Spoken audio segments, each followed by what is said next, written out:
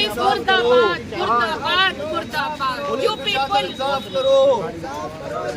तेरी दादागिरी नहीं चलेगी नहीं चलेगी। योगी तेरी दादागिरी नहीं चलेगी नहीं चलेगी। संभल जा रही सपा राष्ट्रीय प्रवक्ता को पुलिस ने रोका, हुई नोकझोंक। बरेली से औला होते हुए संभल जा रही सपा राष्ट्रीय प्रवक्ता और उनके सहयोगियों को पुलिस ने औला तहसील गेट के सामने रोक लिया। इस दौरान पुलिस की सपा नेताओं से नोकझोंक भी हुई। सपाइयों ने विरोध में नारेबाजी की। सपा प्रवक्ता द्वारा शाहबाद रामपुर तक जाने की बात कहने पर पुलिस ने उन्हें पुलिस सुरक्षा में शाहबाद के लिए रवाना किया। समाजवादी पार्टी की राष्ट्रीय प्रवक्ता सुमैया राणा अपने सहयोगियों के साथ 2 कारों से संभल जा रही थीं। मंगलवार की शाम औला नगर के एक रेस्टोरेंट में वह नाश्ता करने पहुंची। इसी बीच सूचना के आधार पर पुलिस ने उन्हें रोक लिया और संभल न जाने की अपील की। जिस तरह उत्तर प्रदेश सरकार ने उत्तर प्रदेश के मुख्यमंत्री ने एक नया फरमान जारी किया है कि वो वहाँ पे चिन्हित लोगों को जो जांच में चिन्हित होंगे उनके पोस्टर्स लगेंगे और साथ में एनएसए की कार्रवाई होगी। ये बेहद दुर्भाग्यपूर्ण है, इसलिए क्योंकि आप पहले दंगा रोकने के लिए आपने कोई प्रयास नहीं किए, स्थितियों को ख़राब होने दिया। यहाँ तक की स्थिति यहाँ पहुँच गई कि 5 लोगों की 6 लोगों की जानें चली गई, कितने घायल पड़े हुए हैं, महिलाएँ जेल में पहुँचा दी गई हैं। महिला विरोधी सरकार ने ये साबित कर दिया कि उनका नारा बेटी बचाओ बेटी पढ़ाओ का झूठा है, सबका साथ सबका विकास सबका विश्वास का झूठा है। और इस देश को किस ओर ले जाना चाहती है भारतीय जनता पार्टी, ये संभल से सबको सबक लेना चाहिए।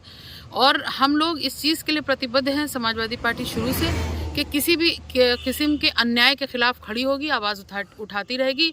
हमारी आवाज़ संसद से सड़क तक के लिए हम उठाते रहेंगे और अपना काम करते रहेंगे। संभल की तरफ जो रास्ता जा रहा है वहाँ पर नहीं जाना है, लेकिन ये पुलिस ये नहीं तय कर पाई थी कि ढाटा बांधे हुए लोग जो थे उसके पीछे कौन था, गोली किसने चलाई, पत्थर कहाँ से चले। पुलिस ये नहीं तय कर पाई, लेकिन पुलिस ये तय कर रही है कि सुमैया राणा को यहाँ रहना है, कि बरेली जाना है, कि लखनऊ जाना है और संभल नहीं जाना है। तो ये नहीं हो पाएगा। आज या तो यहाँ पर सुमैया राणा की गिरफ्तारी होगी और या तो फिर मैं अपनी जो डेस्टिनेशन है मेरा, मैं उस पर जाऊँगी। ये मेरी चुनौती उत्तर प्रदेश पुलिस को है। आम आदमी को बेवकूफ़ समझने की बिल्कुल भी गलती ना करे उत्तर प्रदेश पुलिस। जो सरकार आते ही साल के 365 दिन धारा 144 लगा दे, इस डर से कि लोग निकले ना, इनकी नीतियों पर बात ना करें। जो लोग हर थोड़े दिन पे एनएसए से डराते रहें लोगों को, देखिए आज ही मुख्यमंत्री का मैंने कहीं सुना बयान कि वो कह रहे हैं कि जो चिन्हित लोग होंगे उन पर एनएसए लगेगी। तो वो चिन्हित किसको करते हैं ये भी डिपेंड करता है। पहली चीज़ तो जांच निष्पक्ष होनी चाहिए, उसमें दोनों पक्षों के लोग शामिल होने चाहिए जांच में, और कि किसी एक कम्युनिटी को खाली टारगेट ना करें। और जो सबसे अहम बात ये है कि उसमें अगर पुलिस दोषी पाई जाती है जिस भी स्टेटस पे, उस पर भी एनएसए की कार्रवाई लाजमी हो, क्योंकि पुलिस पहले भारत का नागरिक है, उसके बाद उनकी जॉब आती है, पुलिस आती है। तो पुलिस ऐसा नहीं है कि कुछ भी कृत्य करके निकल जाए और उसके ऊपर कोई कार्रवाई ना हो। तक जितना मेरी जानकारी में है, जो सर्वे के लिए जो आनन फानन, देखिए क्योंकि हिंदुस्तान एक बड़ा ही सेंटिमेंटल लोगों का कंट्री है, देश है। लोगों के जज्बात अपने धर्म से जुड़े हैं और जुड़ने भी चाहिए। उस वक्त में किसी एक धर्म स्थल को, यानी कि मस्जिद है, उसकी जगह मंदिर भी हो सकता था, गिरजाघर भी, बहरहाल अभी मस्जिद थी निशाने पर। मस्जिद के लिए आनन फानन में 2 घंटे के अंदर कोर्ट से ऑर्डर भी आ जाता है और सर्वे के लिए सर्वे टीम आती है। आप लोग सब वीडियोस देख सकते होंगे, सर्वे टीम की जो बॉडी लैंग्वेज थी, सीना तान के तड़ चल रहे हैं, उनके साथ जो लोग चल रहे हैं वो एकदम एक जुनून के साथ और एक स्पेसिफिक नारेबाजी करते हुए, तो जाहिर सी बात है कि उसमें माहौल ख़राब होगा। क्योंकि जब आप नारेबाजी करोगे तो दूसरे से नारेबाजी होगी, कुछ ना कुछ एक पूरा ऑरा। उस वक्त पुलिस क्या कर रही थी? ये पुलिस मुस्तैद बाहर है सिर्फ एक महिला को रोकने के लिए कि वो पीड़ित परिवार के जख्मों पे मरहम ना रख पाए। लेकिन पुलिस उस वक्त क्या कर रही थी जब उनको ये, और इंटेलिजेंस क्या कर रही थी? पुलिस कहती है पत्थरबाजी हो रही थी। पत्थर कहाँ से आए? और पत्थर आए, मैं यहाँ आकर के बैठी हूँ, LIU वाले टहलने लगे मधुमक्खी की तरह, लेकिन LIU तब क्या कर रही थी जब पत्थर जमा हो रहे थे? Failure of intelligence and total failure of law and order of Uttar Pradesh सरकार। और मुझे लगता है कि ये एक सोची समझी साजिश के तहत हुआ है। सभ्यताएं आई गई इसमें, बहुत सारी सिविलाइजेशंस आई, खत्म हो गई, फिर दूसरी आई, फिर तीसरी आई। आप शायद अगर मेरे घर की खुदाई करिएगा तो उसमें से भी हो सकता है कि कोई मंदिर निकल आए या कोई मस्जिद के अवशेष निकल आए या कोई चर्च का निकल आए, क्योंकि बहुत सी सभ्यताएं आई गई।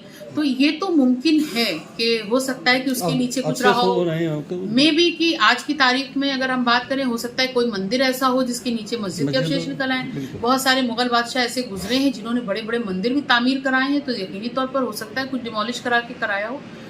तो कुल मिला करके इन जो गड़े मुर्दों को उखाड़ने की जरूरत क्या है जिस वक्त देश बेरोजगारी से जूझ रहा हो। कि पार्लियामेंट में कानून बन चुका है कि भाई जो आजादी से पहले जैसा था वो वैसा ही रहेगा, तो उन सारी चीजों को दरकिनार करके क्रॉस करके सारे कानून पार्लियामेंट की कार्रवाई आज की आप मान रहे हो, उस वक्त की नहीं मान रहे हो।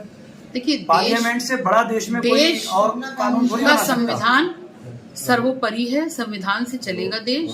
एक वर्डिक्ट आया था बाबरी मस्जिद के टाइम पे, उस वक्त मुसलमानों ने उसका दिल खोल के स्वागत किया था कि ठीक है, अगर किसी की आस्था जुड़ी है वो चीज हो जानी चाहिए।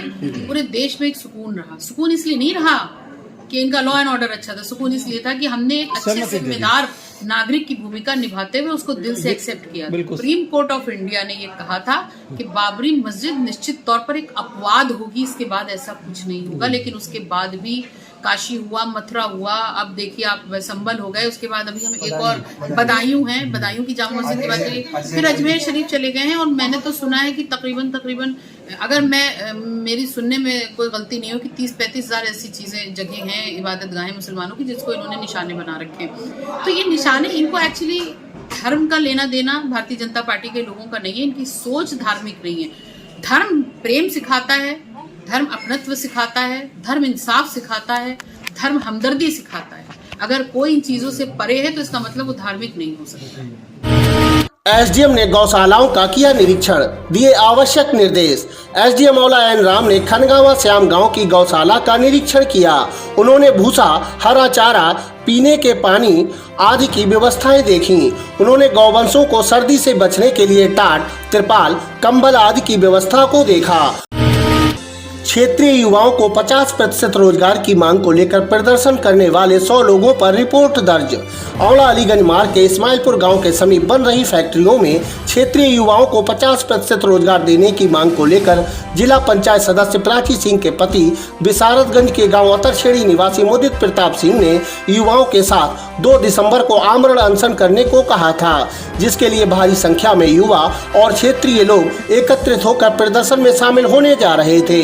एसडीएम ने पुलिस बल के साथ प्रदर्शनकारियों को रोककर 11 दिसंबर को फैक्ट्री प्रबंधन से उक्त संबंध में वार्ता करने का आश्वासन दिया था, जिस पर प्रदर्शनकारी वापस लौट गए थे। वहीं मंगलवार को बिसारतगंज थाने के एसआई अनीस अहमद की ओर से अतरछेड़ी निवासी मुदित प्रताप सिंह, कामेश, हिमांशु, राहुल, शोभित को नामजद करते हुए 100 लोगों के खिलाफ धारा 163 के उल्लंघन के आरोप में रिपोर्ट दर्ज की गई है।